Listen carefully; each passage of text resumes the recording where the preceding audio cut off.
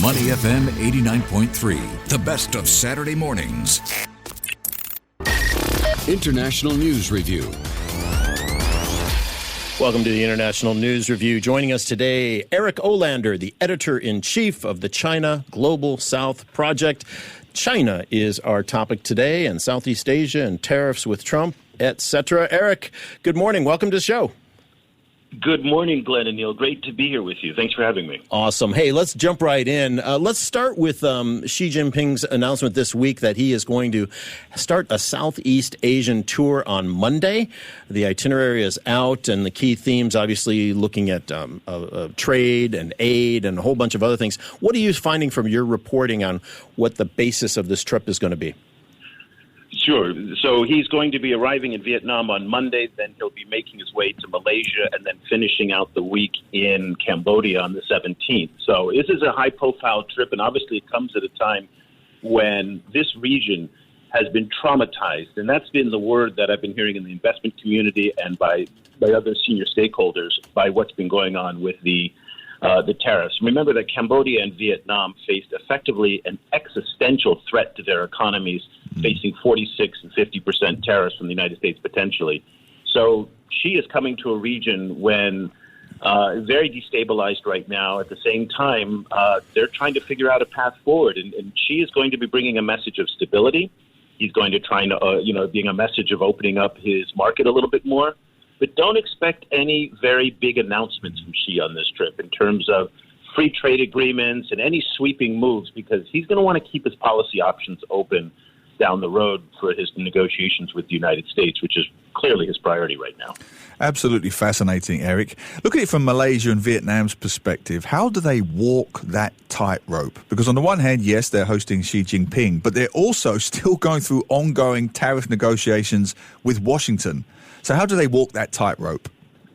So very important to separate, as you've done, Malaysia, Vietnam, all of these are negotiating bilaterally. And Vietnam is in a very strong position right now, believe it or not. That's not what we went into this process thinking, but they're in the first group, it appears, of countries that are negotiating with the Americans, and it looks like a deal is going to be pretty close. They may come out of this in the 90-day period with a pretty solid deal. There's reports of golf courses that are a Trump golf course. There's also Starlink. Elon Musk's Starlink is going to be up and running here.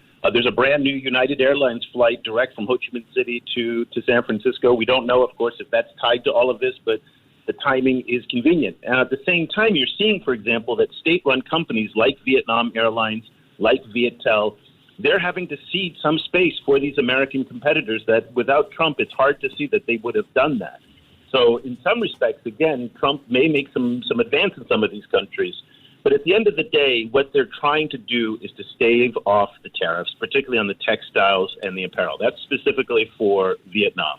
And there are indications that they're making good progress in that. Vietnam's Communist Party General Secretary To Lam has been in direct contact with Trump. And notice that Trump last week, proudly said that he had a great conversation with To Lam. And so that is not something that he has said about a lot of world leaders, and especially world leaders that have a $123 billion trade surplus with the United States. So there is some indication that progress in Vietnam is being made. Malaysia is a very different story because Malaysia is no longer a textile, footwear, low-end manufacturing country. Malaysia is a near OECD country that is emerging as one of the major tech hubs in the region. Watch for Xi Jinping when he's there to talk about power deals with Malaysia, because all these AI data centers that they're building there, they're going to need an enormous amount of electricity in order to power these. And that's where the Chinese could come in to be very useful. The one message that we are seeing from Anwar in Malaysia, from To Lam in Vietnam, is that they have to cut back on the transshipment. So all of this Chinese investment coming into Southeast Asia as a way to backdoor into the United States, these countries are finally getting the message that that is not going to be something that they can do, and they're going to be starting to push back. And already we're starting to see in Vietnam some indications that they're pushing back on that. Anwar in Malaysia was very clear to Chinese companies, saying, don't come here if you're trying to circumvent U.S. sanctions and U.S. tariffs. We're talking made that very clear. Sorry, Eric. We're talking with Eric Olander, the editor-in-chief of the China Global South Project. Interesting you should mention that. I ran into a Singaporean this week who has chip manufacturing plants both in China and Malaysia. And he said, yeah, he goes, what I'm seeing, everyone's just shifting their China production to Malaysia. So they're not using it as a pass-through. They're doing a legitimate kind of making Malaysia the hub. Could Malaysia, in its sort of value-added manufacturing sector, see a huge boom because of this, going forward? Is it a silver lining for them? Malaysia is very, very well positioned right now. And remember that the rhetoric, we have to kind of sometimes separate the reality from the rhetoric. Anwar has taken some very pro-Chinese positions, particularly on the South China Sea. He's pushed back hard against the Americans. And remember that in Malaysia and Indonesia, U.S. policy on Gaza has been very controversial and very detrimental to the American standing in both of these Muslim-majority countries. So he's taken a very strong stand against the United States. But when you look at the quantity and size of the business deals that are happening on the ground in Malaysia, particularly with data centers, server farms, also with chip manufacturing, as you pointed out, we see a very different story where we see a country very receptive to American manufacturing in terms of chips and at the same time Chinese as well. The key thing is going to be the local content composition. Is it going to be Chinese components that are coming in and then being resold? And if that's the case, you're going to have a problem. But if there's not going to be Chinese components that are resold and packaged back into the U.S. or elsewhere, then Malaysia is very, very well positioned. And I think what your contact was saying was that they're building stuff in Malaysia for the global market, but not necessarily with Chinese inputs. Eric, I get completely what you're saying. Malaysia, Vietnam, they're manufacturing hubs. They've got the highest tariffs, including Cambodia. This is a regional charm offensive for China. Any particular reason or theory why he's not stopping off in Singapore? Or is it simply because Singapore's got the 10% tariff and that's it? There's no need to? No, it's always, very difficult to understand how and why they choose different countries for Xi to visit. There sometimes is a strategy and sometimes there's just an order to it. So, for example, in Africa, when Xi goes, they try and make a mix of geographic location, east and west, north and south. They'll take a large and small country. So they do have these formulas sometimes for how they pick countries for him to go. It's not always very strategic. At the same time, there's not a need right now to go to Singapore. Singapore is really not a major actor in this whole drama, except for the fact that Singaporean Prime Minister Lawrence Wong and the defense minister have been among the most outspoken critics of the United States in all of Southeast Asia, which is a very unusual place for Singapore to be. Normally, Singapore's diplomacy on these great power issues is much more subdued. Lee Kuan Yew, for a long time, preferred to operate in the back channels, did not want to be at the front being most outspoken. But the Prime Minister's Twitter video or X video that he published last weekend, I think was a real break from the past in terms of how Singapore has typically managed these things. It was the most strident rebuke of the U.S. in this move that certainly I've seen and Neil have seen at least in the last 20 years. Absolutely. And by the way, anybody in ASEAN, okay, you've not heard Prabowo speak like this. You've not heard Tolam speak like this. You've not heard Juan Manet in Cambodia speak like this. Nobody else in any of the ASEAN countries is stepping up the way that Singapore is stepping up. And again, why I remember also earlier this year, the defense minister accused the United States of being a rent-seeking country. Right. Very unusual type of rhetoric coming out of Singapore these days, given the fact that Singapore really prides itself on being a middle player for both of the major powers. I mean, there's a strong U.S. presence in Singapore and there's a strong Chinese presence in Singapore. So not entirely clear what the Prime Minister's strategy here is. I'm not saying it's good or bad. It's just unusual by Southeast Asian standards very much for them to be speaking like this.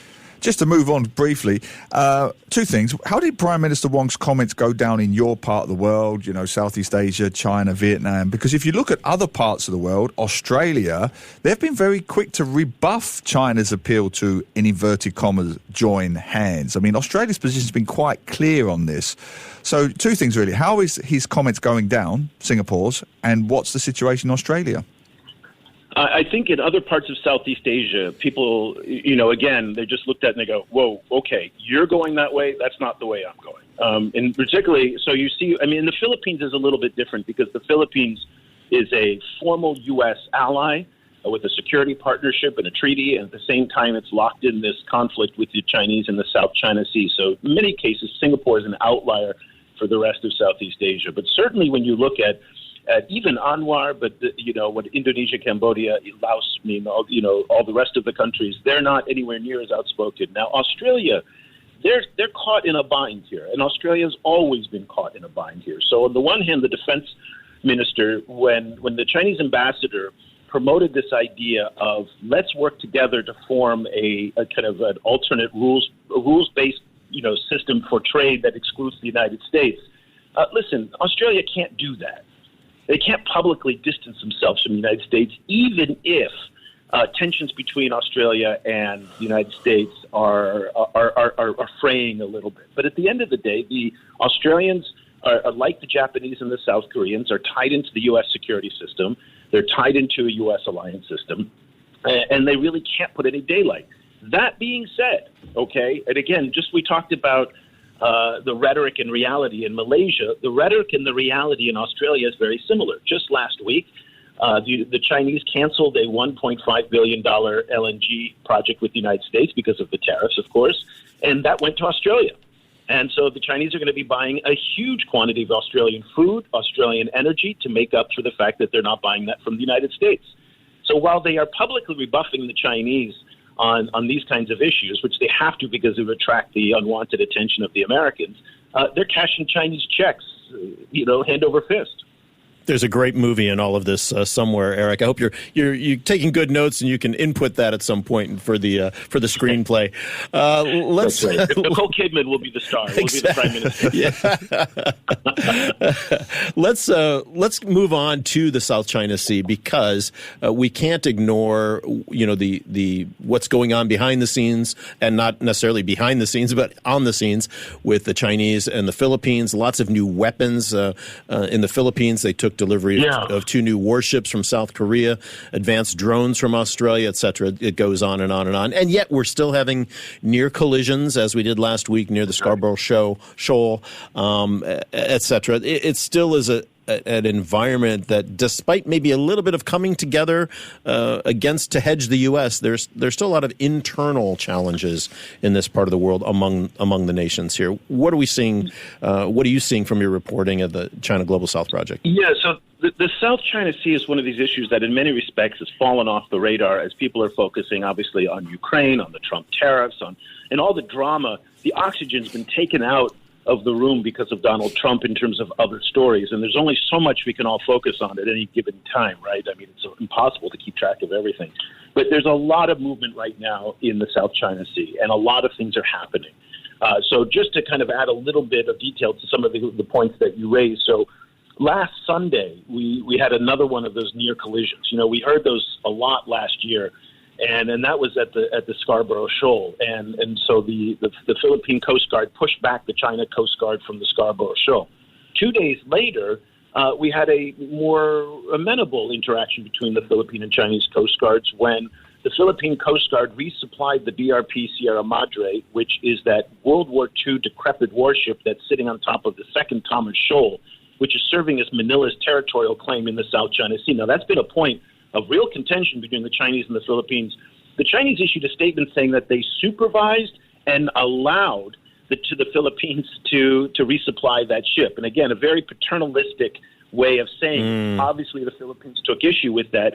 But and then on Friday, just yesterday, the Ministry of Defense in Beijing issued a statement. And this was very, very interesting, really blasting the United States for their intervention in all of this. And they said, listen, they warned the Philippines that the United States is just going to toss you away. You're a pawn. Now, that's been standard Chinese language for a long time, but it takes on a new meaning in this Trump era where the United States has really questioned a lot the value of its security alliances. It's obviously not defending Ukraine the same way. It's threatening to pull out of NATO potentially and downgrading its European alliances. Trump has questioned why the Americans are spending so much money to be in South Korea and Japan. And the Chinese are really picking up on this and really hammering the Philippines, saying, listen, these guys are going to throw you away like yesterday's news. Be careful. So those kinds of warnings and that propaganda war that's going on as well is equally important. Just one last point here. The Philippines is starting to muscle up a lot. So you mentioned the 2 new warships that came from South Korea, 20 new advanced drones from Australia, and most importantly, just 2 weeks ago, the Philippine Congress approved $5.5 billion in new F-16 purchases, which the United States has agreed to. And so there's a lot more armaments coming into the Philippines. That, unfortunately, is kind of typical for what's happening now across Southeast Asia, where countries are diverting more of their limited resources to buy weapons. And for a country as poor as the Philippines is, imagine what $5.5 billion could do for health and education and infrastructure. Sure. So this is a real guns and butter debate that a lot of countries in Southeast Asia are going to have to face. And Eric, do you see it changing anytime soon? Because let's be frank, President Trump has shown very little, if any, interest in Southeast Asia at all. So what's your take on that? No, I mean, in terms of it changing, one, U.S. interest in Southeast Asia is probably not going to go up, as you rightly point out. Trump and his family have not shown much interest in this region. He did not come to ASEAN summits. By the way, Biden didn't come to many ASEAN summits either, so just to be fair there. That being said, they're not going to show a lot of active interest. Clearly, Trump is much more interested in the Middle East, in Russia, in Europe. Obviously, the Western Hemisphere. Greenland, for example. Greenland, of course. Canada. He's more focused on Japan in many respects, because if you look back in Trump's history, he's been talking about Japan for 40 years. He hasn't been talking about, Vietnam and Malaysia and Singapore and these regions. One very important thing to remember and for your audience to take into account is all of this in Vietnam is happening in the month of April, which is the 50th anniversary of the end of the war.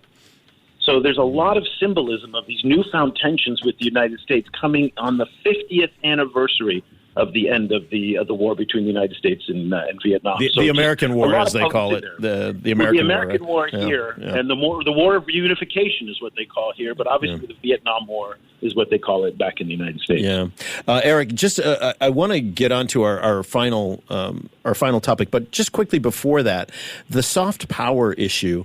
Specifically, we're seeing in Myanmar and Thailand after the earthquake, there were actually 3 USAID staff members on the ground in all of Myanmar to help with the post-earthquake issues. And they were laid off, is what I understand, when they were there. And I just saw that reporting today. They've been laid off. Meanwhile, all the videos we see coming out of aid workers there, it's all branded with China, right? From your friends in China, from this and that. Yeah. Is it clear? Can we say it's clear yet that China will win the soft power, at least this round of soft power moves in this part of the world? One of China's main talking points for many, many years now has been Asia for Asians. And that is their line to get the Americans out of the Western Pacific. And the earthquake in Myanmar, this unbelievable tragedy that took place, is the first major international disaster in my lifetime. And Glenn, you're as old as I am, so in your lifetime as well, 50-plus years, okay, that we have not seen the United States make a big presence at a major international disaster. And so the messaging that came out of Myanmar was Chinese, Y-20 cargo planes. Those are like the Globemasters, the C-130s, kind of flying in, heavy equipment, dogs, this incredible presence that the Chinese came from Hong Kong, from Shanghai, from any number of different places. And also Chinese technology on display, drones. They launched these drones that lit up the whole area so they could keep working at night, really projecting a very strong presence. Just to be sure, so we are accurate here, China was by no means the first on the ground, nor were they necessarily the largest. Malaysia, Singapore, India, Vietnam, Cambodia all sent staff and personnel. But the message coming out of Myanmar for the Chinese is Asia for Asians. And the fact that the USAID and even the Europeans were not active in this at all is something that played very, very strong into China's messaging in this region. So I think they were very happy with how this played out, at least in terms of the response, the emergency response. Eric, I find that fascinating because that Asia for Asians mentality, I still think maybe the Americans are not quite getting on board with, because this very week, a restaurant in Chinatown in Singapore apparently put up a sign outside its restaurant. It's been disputed whether it was a prank or not, that said it was declaring a 104% surcharge only for American diners. This was in Singapore. So Glenn, you can't go to that restaurant, okay? Neil, you're okay. Well, and apparently overnight, the reporting was the sign has been taken down. It has been taken down, and I want to stress the staff have said it was done as a prank. But that soft power element, that Asia for Asian psyche, it's only going to continue, isn't it, Eric? It is, and I think that sign speaks to some of the real pain and frustration that this whole episode has caused. And again, at the beginning of our discussion, I talked about how traumatized people in some parts of this region feel by this. I mean, look at this. Vietnam was looking at hundreds of thousands of jobs kind of being eliminated almost instantly. Same in Cambodia. These are countries that don't have any margin for error, and you can imagine the frustration, the pain of understanding why did this happen so fast. And so right now there's no, as an American living in Southeast Asia, like Glenn, a longtime expat, I've never felt any hostility about being an American in this part of the world. I can imagine, though, if real dislocations start to happen, we're talking factory closures, real economic hardship that have been brought on by American decisions and American policies, I'm not 100% sure that Americans will be able to live completely free of that kind of tension, not only in Singapore, but in other parts of the region. And don't forget that America's critics, and there are many of them in this part of the world, will be feeding that on social media, will be feeding misinformation, disinformation. So we're living in a very volatile situation right now where the luxury of being an American expat, which had certain privileges in the past, may not be that way going forward. And that sign, I think, speaks to some of this anxiety. Yeah, it's we don't know what we don't know, but it's not looking good if it carries on in the same way that it's been going already. Eric Olander, always a pleasure to have you with us, Editor-in-Chief of the China Global South Project. Thanks again. We'll talk to you soon. Wonderful. Thank you so much, guys. Have a great day. To listen to more great interviews, download our podcasts at audio.sg or download the audio app. That's AWEDIO, audio at the App Store and Google Play.